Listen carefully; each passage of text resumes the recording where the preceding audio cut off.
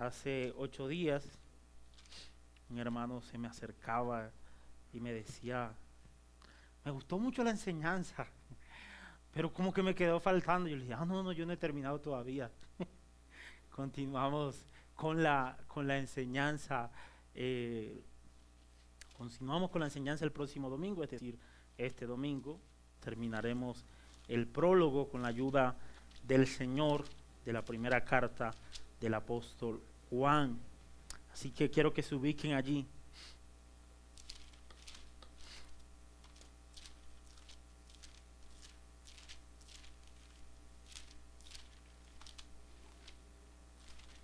Dice la palabra, mis hermanos,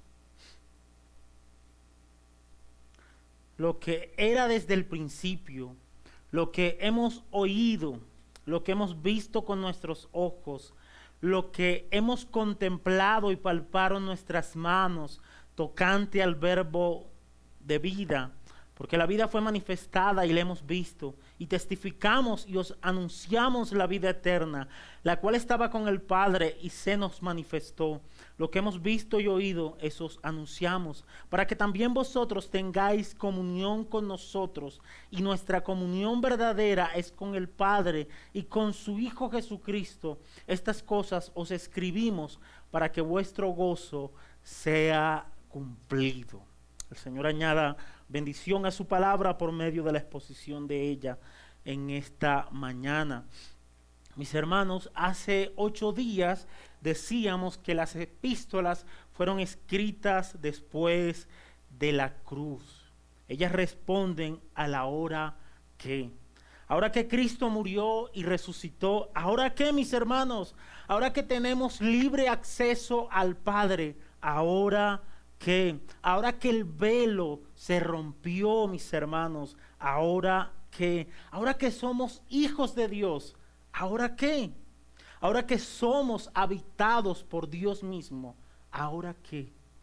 Así que, mis hermanos, el enfoque de las epístolas es ¿qué ha hecho la cruz en nosotros?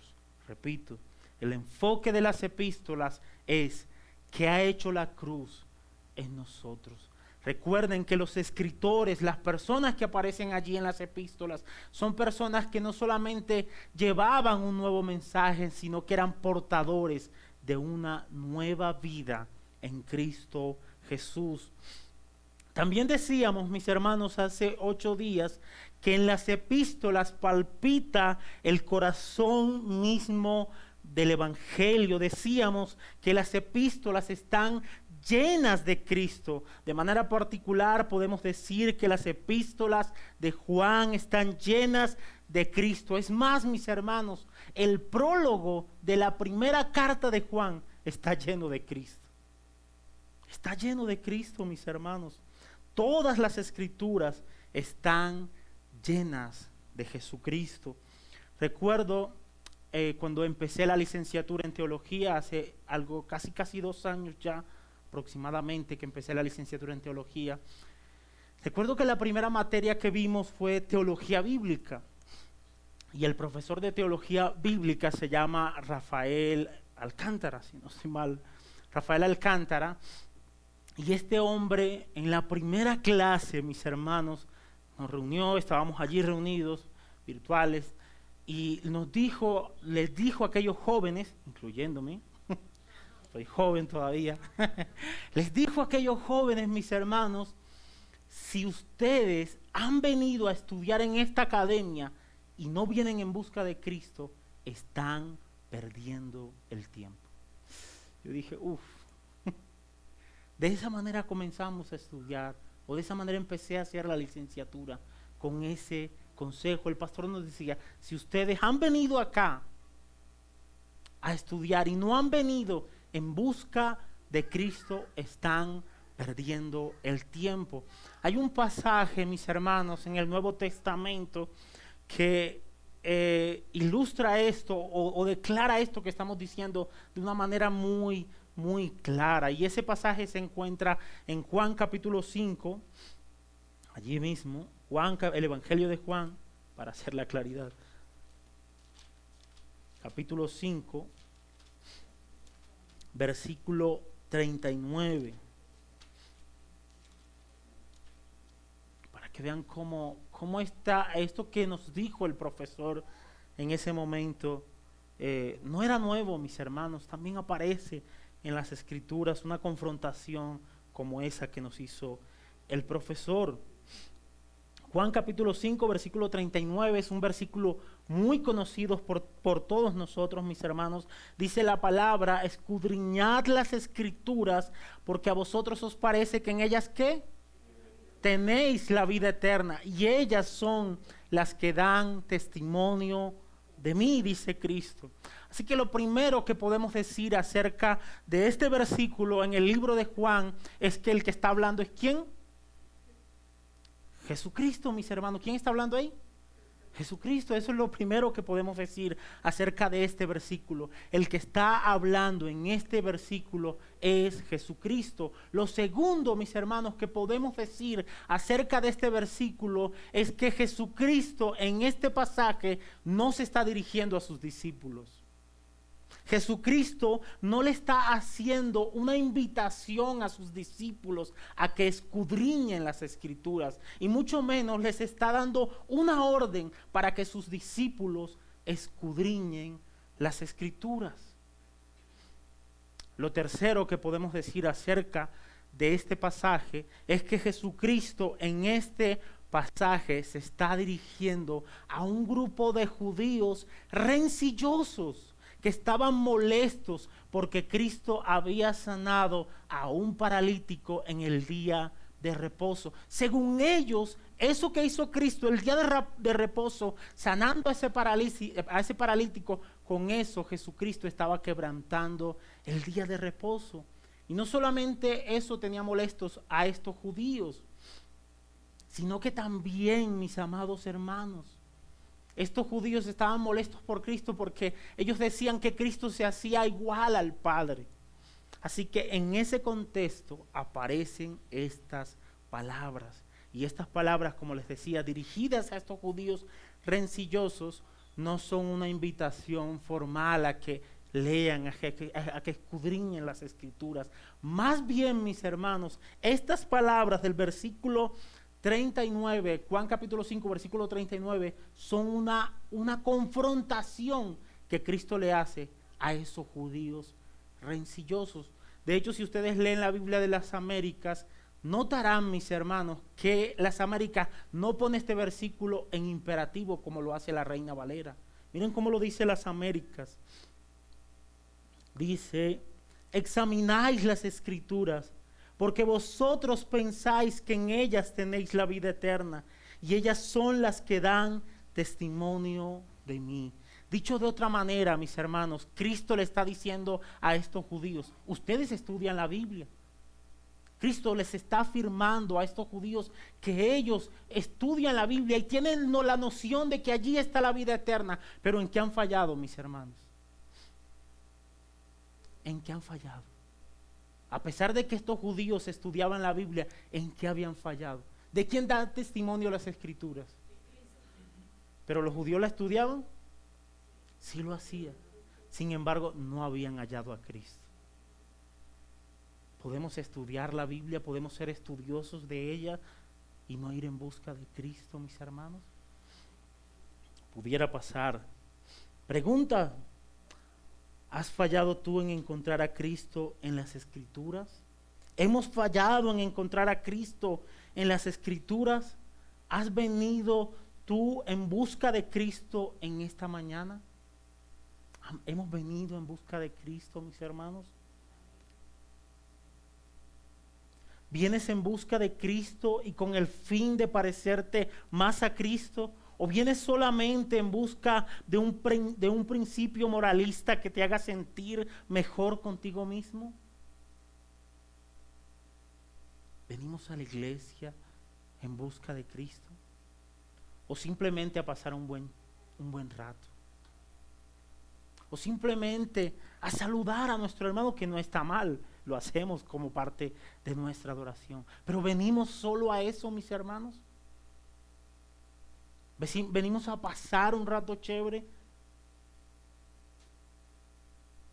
No, me parece feo quedarme en la casa, mejor salgo un ratico y saludo a los hermanos y la paso chévere allá en la iglesia. ¿Venimos a eso? ¿O hemos venido en busca de Cristo?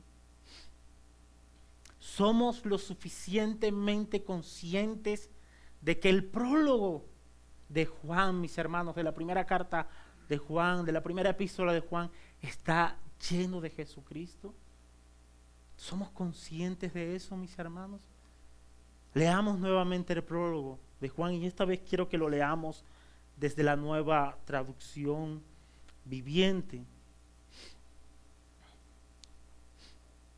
Miren cómo lo expresa, cómo expresa el prólogo la Nueva Traducción Viviente. Mientras tanto voy a volver acá en mi Reina Valera, mi amada Reina Valera del 60, pero voy a leerles, a citarles la Nueva Traducción Viviente.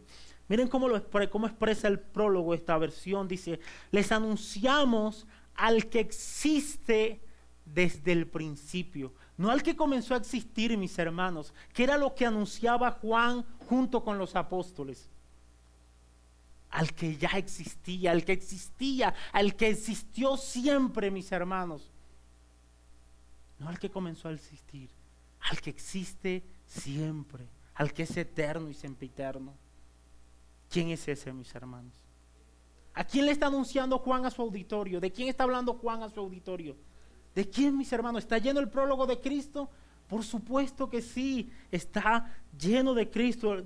Sigue diciendo: les anunciamos al que existe desde el principio, a quien hemos visto y oído. Lo vimos con nuestros ojos y lo tocamos con nuestras propias manos. Él es la palabra de vida. ¿Quién es la palabra de vida, mis hermanos? ¿De quién está hablando Juan? ¿Está lleno el prólogo de Cristo? Por supuesto que sí. Él es la palabra de vida. Él, quien es la vida misma, nos fue revelado y nosotros lo vimos. ¿Quién fue el que se manifestó, mis hermanos? ¿Quién fue el que nos fue revelado? ¿Quién fue el que se hizo carne y vimos su gloria? Gloria como la del unigénito del Padre, lleno de gracia y de verdad. ¿Quién fue el que fue manifestado, mis hermanos? ¿Quién fue el que fue revelado? Cristo. Podríamos fallar aún en leer el prólogo y no encontrar a Cristo, a pesar de que está lleno de Cristo. A pesar de que está lleno de Cristo. Él es la palabra de vida, Él es quien es la vida, Él es la vida misma. Nos fue revelado y nosotros lo vimos. Y ahora testificamos y anunciamos a ustedes que Él es la vida eterna. ¿Quién es la vida eterna, mis hermanos? Cristo. Cristo es la vida eterna. Estaba con el Padre y luego nos fue revelado. Les anunciamos lo que nosotros mismos hemos visto y oído para que ustedes tengan comunión con nosotros. Y nuestra comunión es con el Padre y con su Hijo Jesucristo. Escribimos estas cosas para que ustedes puedan participar plenamente de nuestra alegría. Mis hermanos, sin duda alguna, este prólogo está lleno de Jesucristo. Pero ahora quiero que analicemos el verso 3 y volvamos nuevamente a la Reina Valera. Dice: lo que hemos visto y oído, eso os anunciamos, para que también vosotros tengáis comunión con nosotros. Y nuestra comunión verdadera es con el Padre y con su Hijo Jesucristo. Mis hermanos, el mensaje que Juan le anuncia a su auditorio es la vida. Es la vida, y no cualquier vida, sino la vida eterna. Y esta vida eterna, mis hermanos, es intensamente personal. Esta vida eterna no se trata de algo impersonal. Esta vida eterna se personifica en ¿quién, mis hermanos? En Jesucristo. ¿Quién es la vida? ¿Quién es la vida eterna según lo que hemos dicho, mis hermanos? Jesucristo. Esta vida eterna se personifica en nuestro glorioso Salvador Jesucristo. Y Juan le comparte de Jesucristo a sus lectores, mis hermanos, con un propósito o con un objetivo, que sus lectores tengan comunión con quienes, mis hermanos, con los apóstoles. Juan se incluye, Juan se mete allí, dice: lo que hemos visto y oído, eso os anunciamos, para que también vosotros tengáis comunión con quienes, con nosotros. ¿De quién está hablando? Según lo que ya vimos hace 8 días, no está hablando de su auditorio, está hablando del resto de los apóstoles, de aquellos que habían sido testigos oculares. Así que el objetivo de Juan, mis hermanos, es que su auditorio tenga comunión con ellos. La palabra comunión es la palabra griega koinonia. Se deriva de la palabra koinos, que muy literalmente significa común, en el sentido de ser compartidos por todos. El uso de la palabra, recuerdan Hechos capítulo 2, versículo 42, cuando los hermanos tenían todas las cosas en común. Esa palabra común que aparece en Hechos 2:44 es la antigua palabra koinonia, comunión. Así que para nuestros fines, quiero decirles, mis hermanos, que la palabra koinonia o la palabra comunión tiene 2 aspectos o 2 elementos. Tiene un aspecto o un elemento de participación en algún don o servicio cristiano, y también tiene un aspecto o un elemento de unión. ¿Cuántos aspectos tiene la palabra koinonia? 2. ¿Cuáles son, mis hermanos? Un elemento de participación y un elemento de unión, mis hermanos. Y quiero que nos detengamos un poco en el primer elemento de la palabra unión, de la palabra comunión, perdón. Y ese primer elemento tiene que ver con la participación en algún don o servicio cristiano. Por ejemplo, mis hermanos, Pablo y Tito participaban en de una fe en común. Miren lo que dice Tito.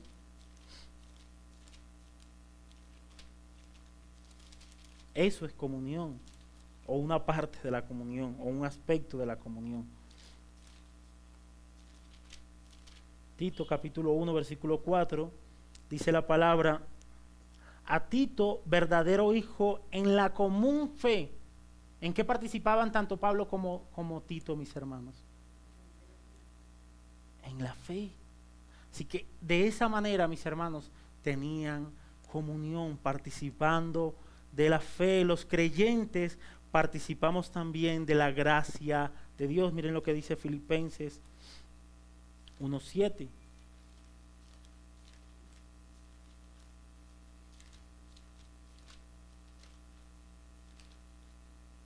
Filipenses 1:7 dice: como me es justo sentir esto de todos vosotros, por cuantos tengo en el corazón y en mis prisiones y en la defensa y confirmación del Evangelio, todos vosotros sois, ¿qué?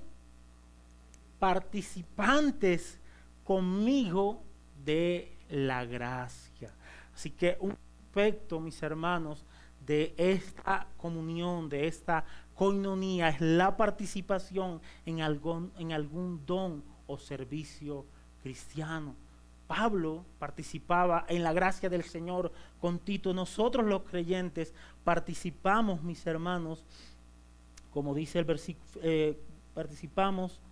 somos participantes de la gracia del Señor, pero no solamente eso, mis hermanos, también de los bienes espirituales en general. Nosotros como creyentes participamos de los bienes espirituales en general. Miren lo que dice Romanos. Y de esta manera, mis hermanos, en esa participación, de esta manera tenemos comunión. Recuerden, estamos hablando de un aspecto de la koinonía o de la comunión. Romanos capítulo 15, versículo 27. Pues les pareció bueno y son deudores a ellos, porque si los gentiles han sido hechos, ¿qué, mis hermanos? participantes de sus bienes espirituales, deben también ellos mismos ministrarles de los materiales. Así que los creyentes también participamos no solamente de la gracia de Dios, y de esa manera tenemos comunión, no solamente de los bienes espirituales, también no solamente de la gracia, sino también de los bienes espirituales en general con Jesucristo. De hecho, mis hermanos, de manera un poco más aplicativa y acercándonos a nosotros, esto que nosotros hacemos llegando al culto y participando de los medios de gracia es una manera de tener comunión los unos con los otros. Es un aspecto de la comunión de lo que estamos hablando. Pero en esa misma línea de pensamiento, mis hermanos, el apóstol Juan quería que sus lectores participaran, mis hermanos, de lo que él, junto con los demás apóstoles, habían visto y oído. Repito, en esa misma línea de pensamiento, el apóstol Juan quería que sus lectores, ¿dónde está la palabra clave?, participaran de lo que ellos, de lo que Juan junto con los demás apóstoles habían visto y oído, mis hermanos.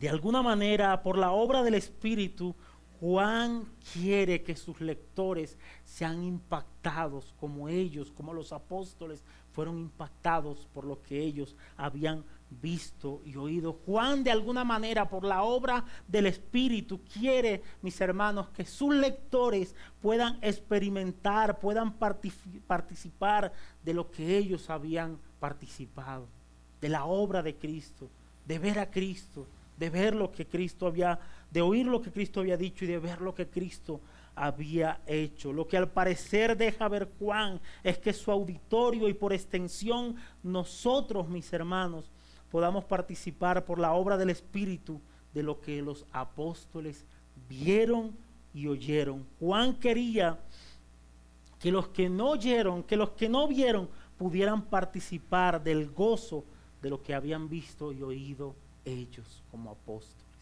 Eso es lo que quiere el apóstol Juan. Y de esa manera, mis hermanos, se puede expresar un aspecto de la comunión y lo vemos en el texto. Aplicación. Mis hermanos, hoy por la obra del Espíritu podemos participar de lo que Juan y los demás apóstoles vieron y oyeron.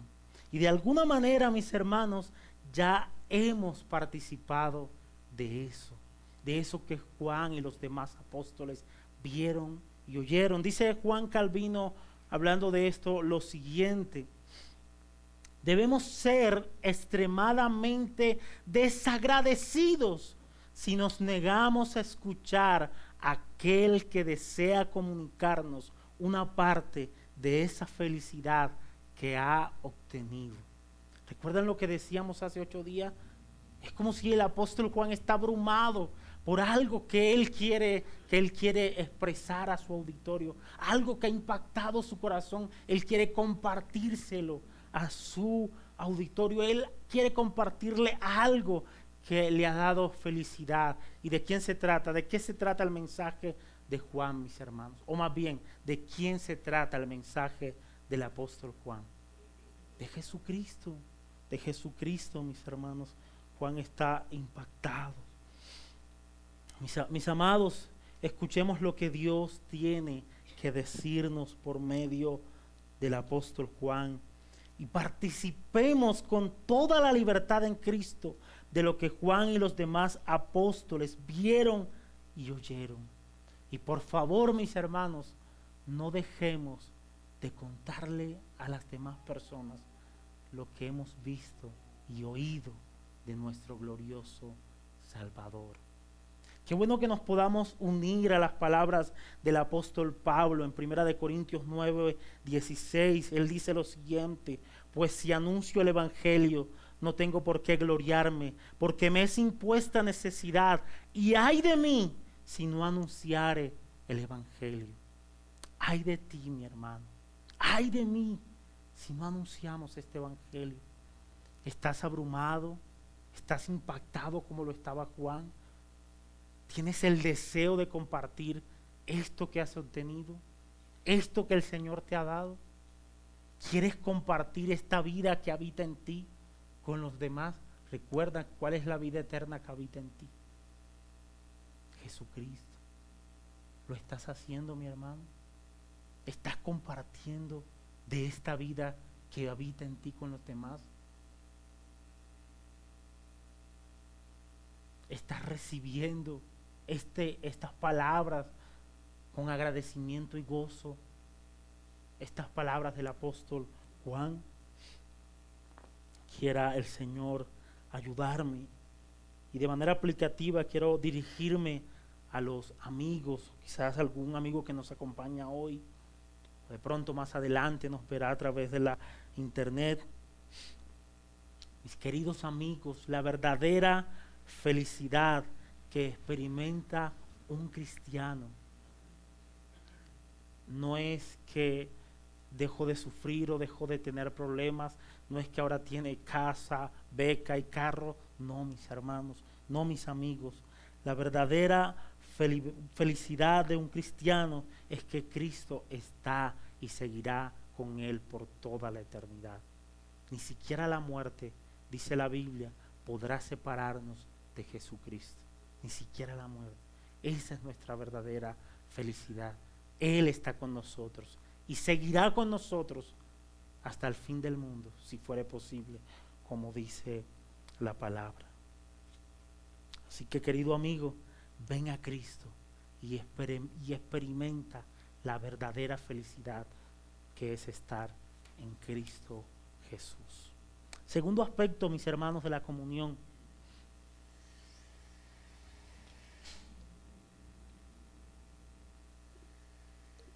Quiera el Señor ayudarme en este punto, porque Juan está elevando su concepto de comunión, o el significado de la palabra comunión.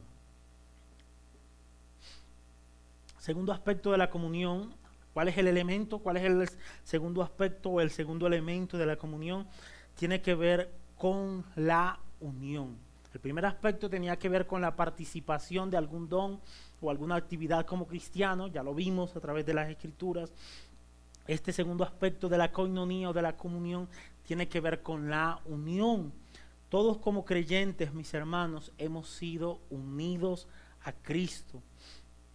Quizás lo que voy a decir suene muy subjetivo, pero quizás a muchos de ustedes, mis hermanos, les ha pasado que van a otro lugar y se topan con algún creyente, y a pesar de la diferencia cultural, a pesar incluso de la cultura, o si están en otro país, a pesar de la barrera del idioma, como que ustedes se sienten unidos a ese creyente. ¿No les ha pasado, mis hermanos? Que ustedes como que se topan con algún creyente y a pesar incluso de las diferencias teológicas, usted se siente unido a ese creyente. Pareciera que lo conociera de toda la vida y puede compartir y tener comunión con él. Hace algunos años atrás tuve la oportunidad de predicar en una iglesia de solo haitianos. Ellos hablan creol, un francés mal hablado. Así que tuve la oportunidad de estar allí y no les entendía nada, mis hermanos. Yo espero que ellos me hayan entendido la predicación. No tenía traductor, sí la entendieron, pero yo no tenía traductor. Bueno, cuando estaban cantando y adorando, yo no les entendía nada, mis hermanos. Sin embargo, me sentía unidos a ellos y podía tener comunión con ellos, aunque no hablara nada creol. Podía tener comunión con ellos, mis hermanos. Para no ir tan lejos, recuerdan a Aarón, ¿cierto? Creo que es que se llama. Nuestro hermano Aarón que vino, ¿no les pasó? A pesar de la barrera del idioma, de que nunca lo habíamos visto, uno lo veía acá al frente predicar y decía, es mi hermano. Podíamos tener comunión con él. ¿Cierto, mis hermanos? Pero yo creo que el apóstol Juan, mis hermanos, nos quiere llevar a un punto más alto. si lo queremos llevar en términos de altura, o nos quiere llevar a un punto profundo, más profundo, si lo queremos ver en términos de profundidad, o a un punto más ancho, si lo queremos ver en términos de anchura. Juan nos quiere llevar a la cúspide, al máximo significado de la comunión, mis hermanos. Juan nos quiere hablar de algo más que estar juntos. Juan nos quiere hablar de algo más que compartir una charla, que compartir una enseñanza, que compartir un tinto, una aromática. Juan nos quiere llevar a algo más, mis hermanos. Juan nos quiere llevar a la cúspide, al máximo significado de la palabra comunión. Y mírenlo, y de qué manera lo hace. De qué manera, mis hermanos. Miren lo que dice.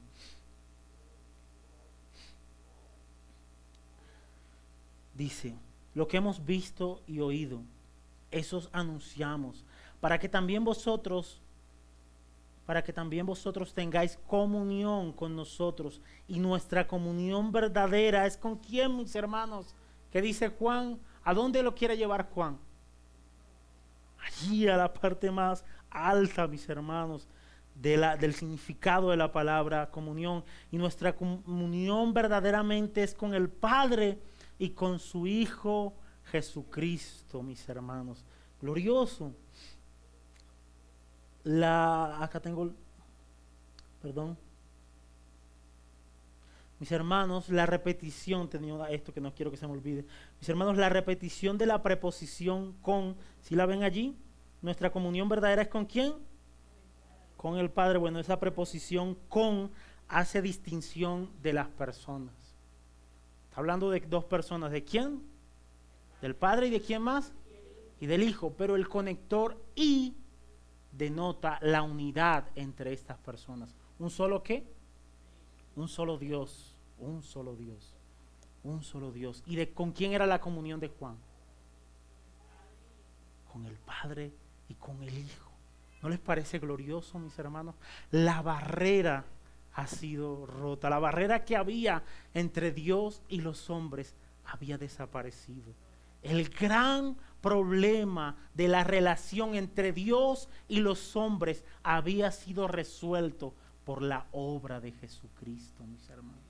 ¿No les parece glorioso? ¿No les parece glorioso que hombres pecadores como nosotros, mis hermanos, pudiéramos tener comunión con el Padre y con el Hijo? ¿No les parece glorioso? Espectacular, mis hermanos.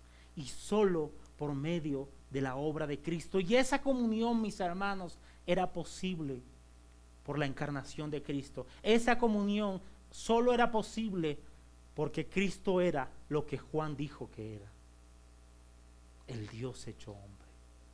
El Dios encarnado. Y por medio de Cristo poder participar de esa comunión con nuestro Padre. ¿No les parece espectacular y glorioso, mis hermanos? Wow. Miren lo que dice un comentarista, un estudioso llamado,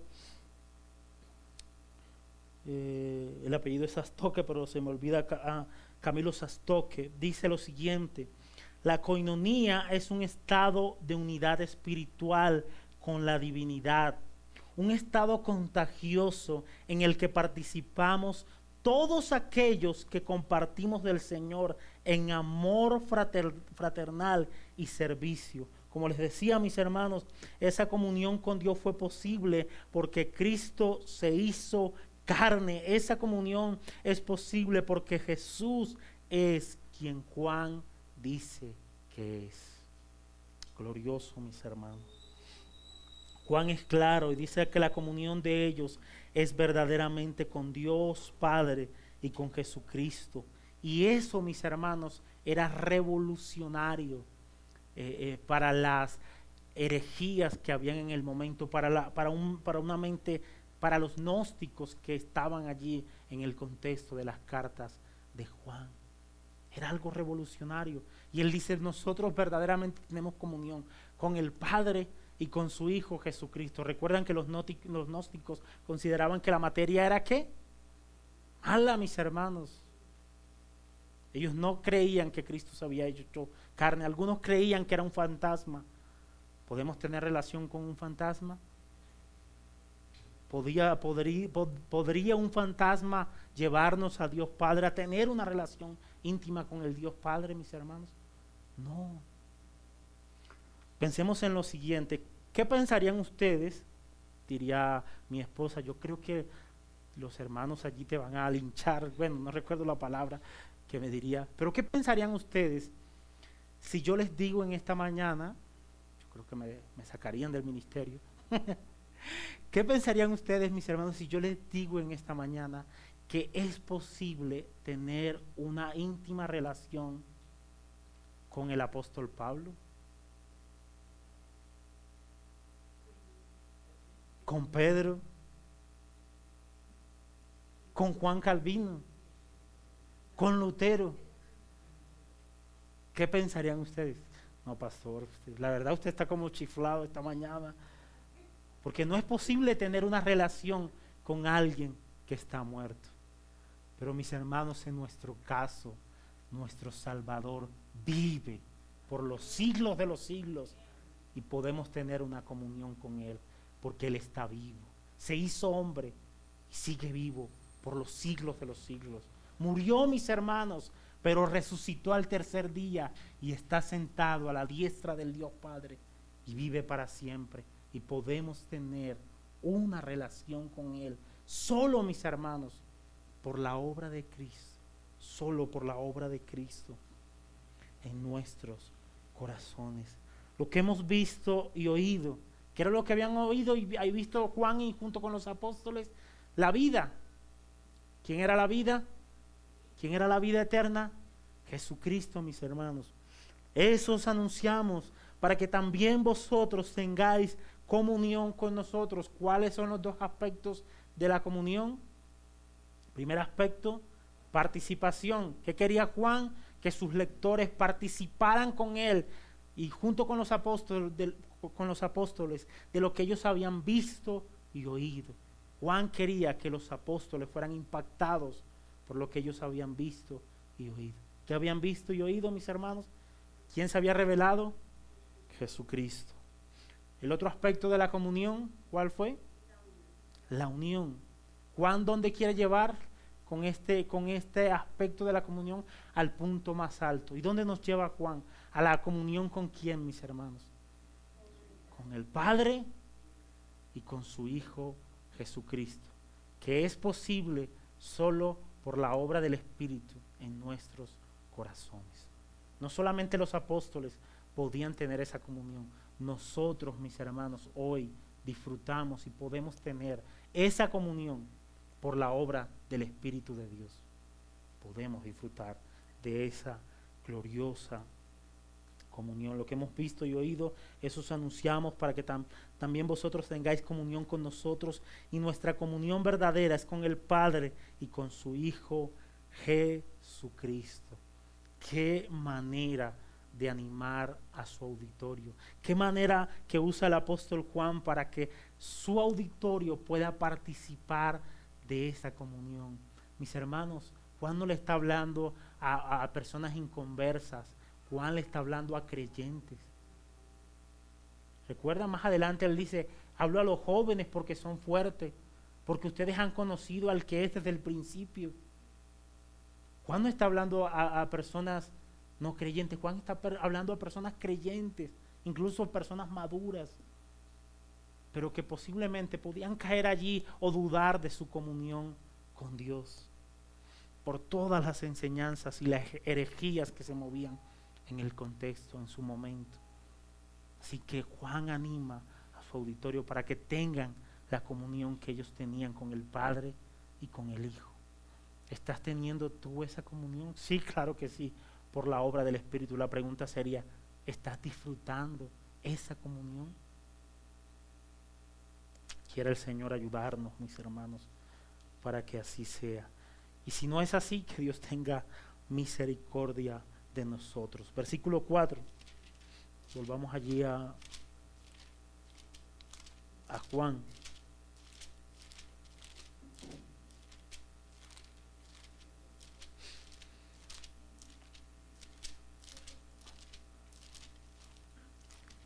versículo 4 dice: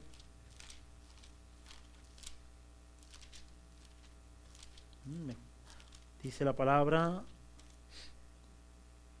estas cosas os escribimos para que vuestro gozo sea cumplido. Creo que tengo todavía por acá como lo dice la Nueva Traducción Viviente. Dice, les anunciamos, dice versículo 4, escribimos estas cosas para que ustedes puedan participar, ¿recuerdan el elemento de comunión? Participar plenamente de nuestra alegría, mis hermanos. Plenamente de nuestra alegría, dice el apóstol Juan. Estas cosas escribimos para que vuestro gozo sea cumplido. O como lo dice la Nueva Traducción Viviente, escribimos estas cosas para que ustedes puedan participar plenamente de nuestra alegría.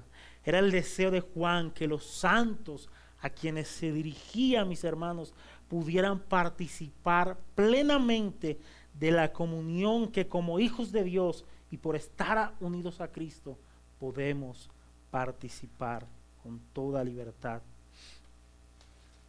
Juan, mis hermanos, les habló a su auditorio de algo que él junto con los demás apóstoles tenía, la vida eterna, que es Jesucristo mismo. Más adelante Juan deja ver que el deseo de él es que su auditorio ande en la verdad. Tercera de Juan 4 lo expresa así. Tercera de Juan 4, no capítulo 4, versículo 4.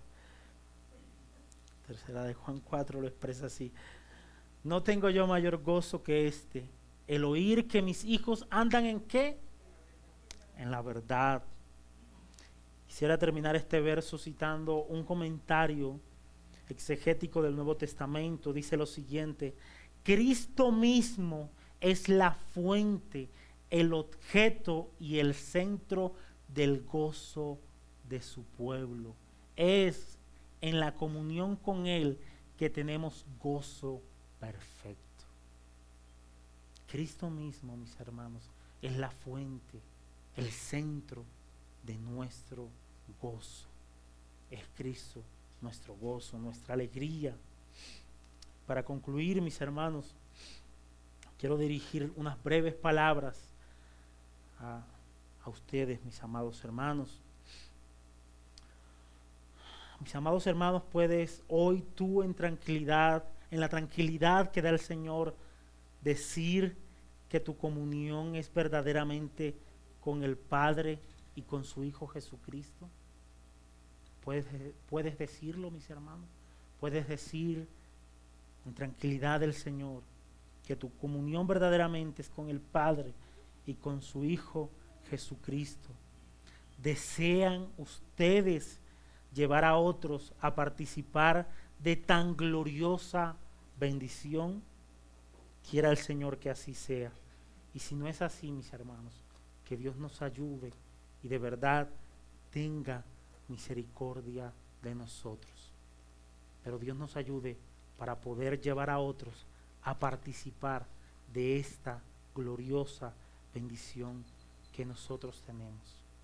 Dice, creo que Spurgeon, lo tengo en mi borrador, pero voy a tratar de recordarlo. Dice Spurgeon que si alguien disfruta esta comunión, lo que más va a anhelar es querer compartirla con otros. Quiera el Señor ayudarnos. Dios les bendiga y les guarde. Padre, gracias te damos, bendito Rey, en esta mañana